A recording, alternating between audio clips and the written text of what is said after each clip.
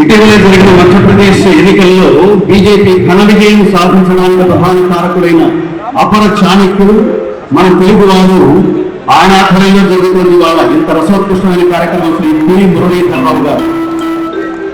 దీని పేరు సంక్రాంతి తెలుగు సంగమం, సంక్రాంతి సమ్మేళనం.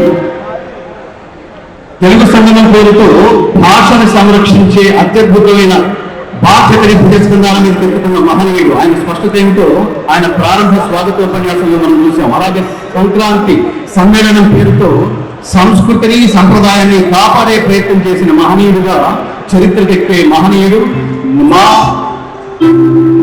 రిక్వెస్ట్ కూడా, మా సమస్య కూడా, మా అభ్యర్థన కూడా శ్రీరామచంద్రుడికి, శ్రీకృష్ణ పరమాత్మకి భవిష్యత్తులో కొన్ని కోట్ల మందికి తను అత్యున్నత పదవుల్ని అలంకరించడం ద్వారా తన సేవల్ని ప్రజలకు పంచిపెట్టే భాగ్యాన్ని మురళీధరరావు గారికి అందించవలసిందిగా శ్రీరాముని ప్రార్థిద్దాం, శ్రీకృష్ణుని ప్రార్థిద్దాం.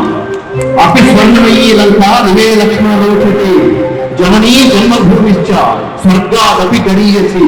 మాతృభూమిని, మాతృభాషని, మాతృదేశాన్ని, మాతృ సంస్కృతిని పూజించేవాడే నిజమైన దేశభక్తుడని దేశ ప్రభుత్వానికి ప్రపంచానికి చాటి చెప్పిన తొలి దైవం శ్రీరామచంద్రుడు.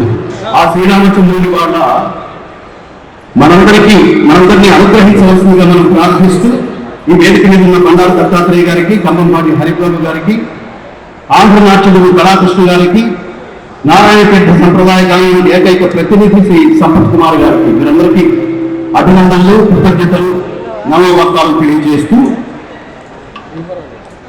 ఈ గీతంతో ప్రారంభించి భజనతో ముగిద్దాం. అందరూ ఈ గీతాన్ని అనుసరించే ప్రయత్నం చేయండి.